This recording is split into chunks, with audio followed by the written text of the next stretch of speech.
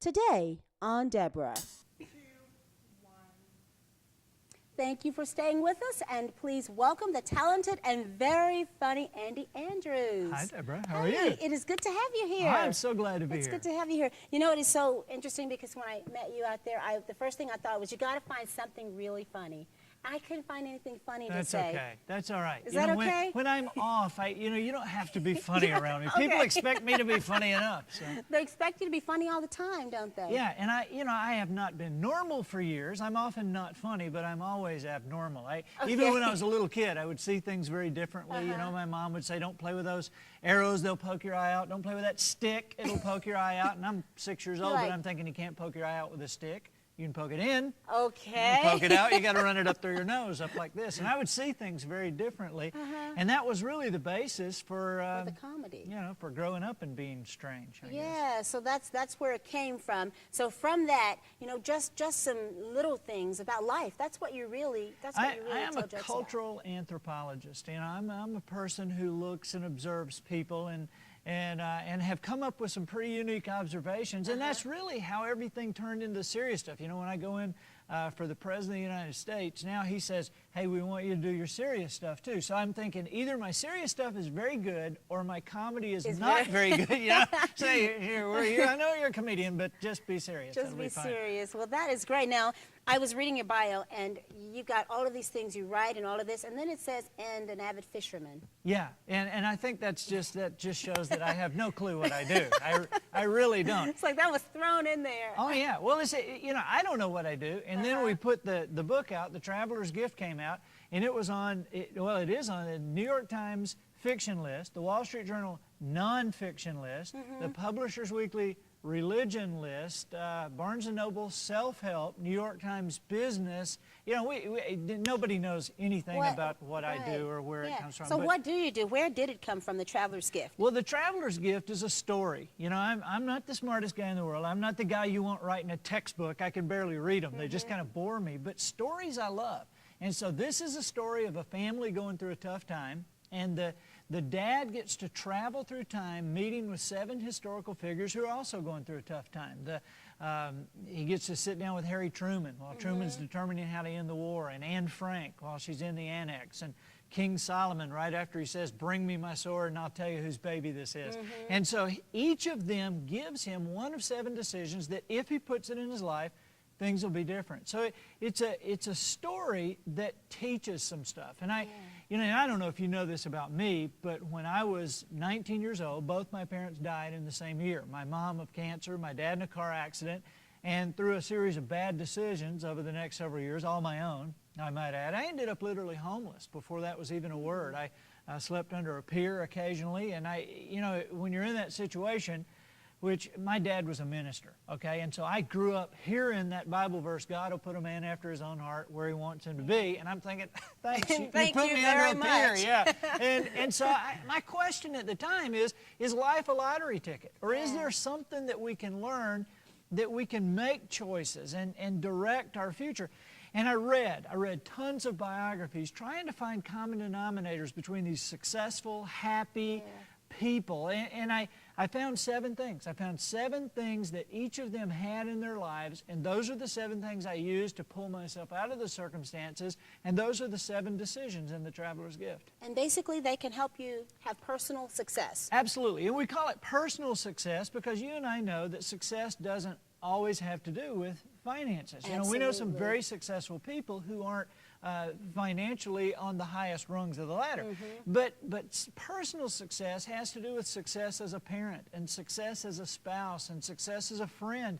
And of course the financial success is in there as well. But the thing that I want people to know about The Traveler's Gift is that these 7 decisions, now get this, are you ready for this? They work every time. Okay, so I mean, this is systematic. Time. Yeah, I mean, but they work whether you know them or not. Okay. Because they're principles. They're not ideas. They're not theory. They're principles. It's just like the principle of gravity was working long before the apple ever fell on Newton's head. But once it did, And once he understood it, then we as a society were free to harness the principle to create airline flight. Well, the principles of personal success are exactly the same. They're floating around out there, so why shouldn't we learn them and harness them to create a future of our choosing? Okay, so what I want to do is I want to use those principles. We're going to talk about them one by one, and we'll use them. Really, we'll talk between artists because we've got some great artists here I can't today. wait to hear them. It's going to be great. So let's go over the first one. But first of all, before we start, all of the principles, you say that they're systematic and they can work, but I bet when we start going through them, it's not an easy thing because many of them are going to require you to really to get actually in. do something. Yeah, to do something. You know, yeah. And these harder. 7 decisions, you know, when you just list them, you might hear them and think, yeah, okay, That's my easy, granddaddy okay. told me Right. that. But the key is the power that they have together. Okay. All 7 of them together. And we'll go through some intricacies of them, and I think it'll be fun. Okay, well, I think so too. So let's have the first one. What is the first principle of personal success? The very first one, he comes in with Harry Truman. And, of course, this is an easy one. You can figure this one out. The buck stops here. You know, the principle is I am responsible for where I am. And until I accept responsibility for where I am, I have no platform for moving on.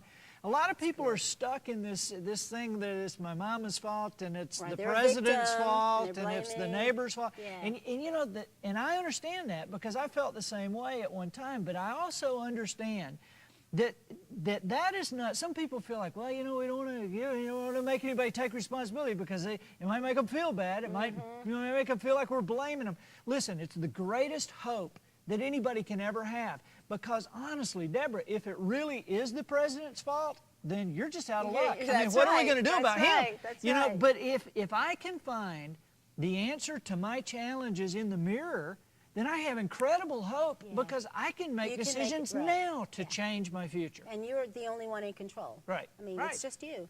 Okay, good, good. And number 2, seek wisdom. Number 2, seek wisdom. You know, you would hear that and think, oh, okay, just read and listen to tapes and CDs, but it's more than that. And I'll give you one little tidbit of this. I think that when King Solomon talks to him about his associations, as adults, sometimes we feel like, well, associations, yeah, I remember my mom telling me that. But, you know, there's nobody watching us today that isn't desperately concerned about the children their children hang out with because we all know they're going to turn out just like them. Well, at what age does that cease to be a factor in our life? Is it 21 or 52?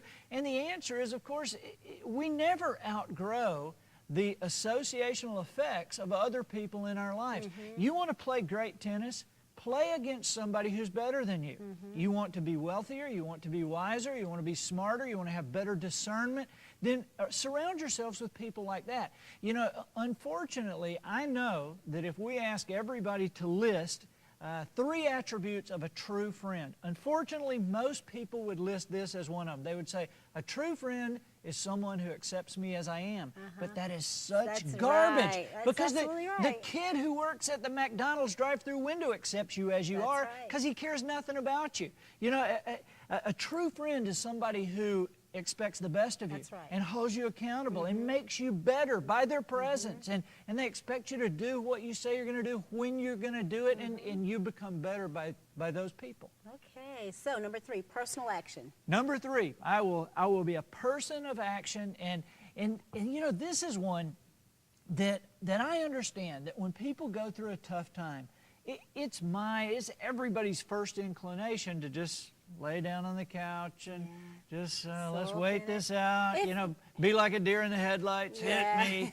You know, but it feels good though. It feels good. I mean, good. you have to. I mean, when you just go there. It feels good for a little bit, but you know, we're talking about your life here, and the answers to your life will not be found with the remote in your hand. And so it is important. You know, I mean, God feeds the birds, but He doesn't throw the worms in their nest. You know, it's important to get up, get after it, and it kills me to hear people say sometimes, well, you know, I'm going through a tough time, so right now, I'm just going to sit here and wait on God. Hey, in most cases, God's waiting on you. You know, I mean, don't you think sometimes God gets tired of beggars' prayers? He just gets blamed for everything, doesn't he? I think sometimes, you know, God gets tired of hearing, oh, please help me here, please bless me, please bless me. You know, I did that when I was sleeping under a pier. I remember thinking, You know, God, please help me here. And at one point, I know God was saying, hey, you know, the prayer should be bless my efforts. You know, I'd love to do something for you, but get out from under the pier. You know, I mean, I talked to Moses through a burning bush, but there's not even a bush under this pier. I mean, come on. And so, you know, being a person of action means getting out, getting among the other people and doing something. Number 4. Number 4 is I will be a person with a decided heart. Now, this is Christopher Columbus who explains this to him, and there's a lot more than what we have time to go through here today. You'll have to get the book. Well, I think you'll enjoy the book because it's a story. It's not a textbook. But I believe that more people fail at what they do because of an undecided heart than anything else. And here's what I mean. A lot of people make their decisions by asking everybody around them, and should I and should I not, and forward, backward, and then they'll make a decision, then they'll talk to their friends, should I make that decision? Well, maybe not, and then they back up, and then, well, now they talk to this person, you know, should I have backed up? And life is a constant analysis. It's a constant series of undecided events. And see, I want people to understand that the purpose of analysis is to come to a conclusion. You know, the purpose of analysis is not to continue to analyze. That's right. It's, you know, I don't believe that God made us with the ability to make right decisions all the time, but He did make us with the ability to make a decision and then go out there and make it right. And so it is incumbent upon us to be successful people by using the principle. And if you look, here, think about this. Successful people make their decisions quickly and they change their mind slowly. And unsuccessful people make their decisions slowly and they change their mind quickly. That's exactly right. Yeah. Now this next one, for me, I interviewed Dr. Miles Monroe, and I was asking him, when you go through things, you know, in your life, there are just times when you're just not happy. Right. And he was saying, well, I never have a bad day. And I'm like, yeah, right. How do you never have a bad day? This is a guy who understands the power of gratefulness. Oh, you know, choosing to be happy. And the reason I put Anne Frank in this position, I mean, where could you find in history somebody with less reason to be happy than a 12-year-old girl stuck in a closet, basically, with 8 family members, for God's sake, and under the threat of death? And yet, if you read Anne Frank's diary, if you understand her words in The Traveler's Gift, she is a person who chose happiness. And it is only because she understood gratefulness. Now, I have people come up to me a lot of times and say, well, you know, I just don't really have a lot to be grateful for. And, you know, Deborah, I'm not the person to be talking to about that. You know, I mean, I actually slept under a pier, so don't be telling me that you got problems. Because I understand being grateful when you get into bed at night for clean sheets. I mean, you want to be grateful for something? Listen, turn on your TV and look at how other people live. I mean, go to Mexico and see in Mexico City a slum with 2 million people, and the next time you turn on the water in your bathroom and see clean, clear water come out, you'll be very grateful. And the seeds of unhappiness cannot grow in a grateful heart. And so if we understand that there are many, many things we have to be grateful for. We're alive. We have enough to eat. We live in the United States of America. Those are such basic things. You expect them now. I mean, yeah, I can be grateful that, you know, that I have a roof over my head, but there's some people who live in a mansion. I want to live in a, you know. Right. But there's there is a choice, though, and there's also the choice of putting a smile on our face that draws people to us. You know, because I'll hear people sometimes say, well, you know, in my work, they just, you know, we get clients and they don't give me the good clients. And I want to say, brother, why do you think they're going to give you the good ones? You know, I mean, you'll run them away. Yeah, you'll run them away. I mean, act like somebody wants to be around, and maybe you'll get the good clients. And so choosing to be happy brings opportunity to us. Which kind of gets you into the same thing, greet each day with a forgiving spirit. Right. Abraham Lincoln, greet each day with a forgiving spirit. You know, when I see a lot of anger management courses out there. You know, you'll see an athlete get into trouble and the team will send an anger management course. You know, there are corporations that are using anger management. And I think, why would you want to manage something like that? You know, why do you want to hold on to it? And, you know, let's just keep something that is incredibly destructive in my relationships and my finances. Let me just keep it close to me and manage it. You know, I'm for anger resolution. Let's get rid of it. And one of the biggest ways that we can resolve anger and bitterness in our life is to forgive other people. You know, choosing forgiveness and understanding that that is a gift. I mean, how many times have we been laying in bed at night, almost asleep, and you wake up and then all of a sudden you think, man, if I'd have just told that guy, I can't believe he said, yeah. you know, and all of us, and what I found is that 99% of the time that we're been out of shape, that person they don't even know we're You're upset. the only one upset. Yeah, and in most cases, they don't even know they've done anything. Uh-huh. And yet, it's ruining our lives. And so to forgive somebody and get rid of it, you can't find any book, including the Bible, that says that to forgive somebody, they have to ask for it. Right, yeah. Or deserve it. Or even know it. Or even know it. You know? Because forgiveness is a gift that really affects the giver. And I know for a fact that there is one person that everybody needs to forgive, and that's ourselves. You know, because some of us are so caught up with the things that we've not done and the things we've intended to do, and we've gotten into the spiraling depression about we didn't do it, and so we're depressed, so we don't do it, and we're more depressed. And I want to tell you, it's time to lay down the whip. Quit beating yourself about the neck and shoulders. Lay down the whip. You know, Deborah's not mad at you. I'm not mad at you. Don't you be mad at you. Yeah. It's time to start over. Forgive yourself and let's move. Yeah. Now, this next one, persist without exception. There's always some weakness, some point of breakdown. You know, you can be as strong, but there's something that will get to you to make you just want to lay it down and put it down. How do you find that persistence without exception? This is a tough one, but this is also the one that ties everything together. Without this one, nothing happens. Okay. You know, and if anybody had any idea how many times I locked myself in my room and read my own book, you know, with this one. You have to go back to it. Because this is you know, like this book, The Traveler's Gift, you know, when people see this book, they automatically assume, okay, this was a hit right from the beginning. You know, it was Good Morning America's Book of the Month. It was Robin Roberts' favorite book. She keeps it by her bedside. It's, you know, however many weeks on the New York Times bestseller list. What they don't know is that this book was turned down by 51 different publishers before it was ever published. That's good to know. You should have put that in the beginning of the book. It is good to know. Because, you know, it is the essence of persisting without exception. I mean, you think if 3 or 4 or 5 or 10 people tell you something. 51. 51. 51.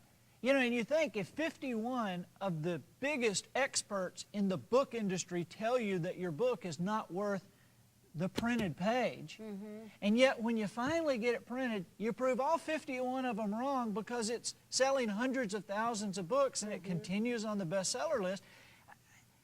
I mean, what does that tell us? Yeah. I mean, we should never accept the opinions of other people about your worth and your work. And let me just say this. If you're going through a tough time right now, you're one of us. I mean, we're all either in a crisis, coming out of a crisis, or headed for a crisis. That's just part of being with us on this planet, okay? And if you are in a crisis, you got to understand you're still breathing. Yeah. You are breathing, which means your purpose on this earth has not yet been fulfilled. It is incumbent upon you. We need you to persist without exception because the second half is about to begin. I mean, you look at your watch and in 30 seconds you're going to run out on the field again. You're going to take all the things you learned in the first half, all the tendencies you noticed, and yeah, the score is way against your way. Yeah, they ran up the score on you in the first half. But the second half is about to begin. And in this game we call life, nothing is less important than the score at halftime. Yeah. It's time to go again. All right. So for you, what has been your biggest struggle, you know? You know, homeless, book turned down, all of the trials. I think my biggest struggle is in knowing what I'm supposed to do and then doing it. Okay?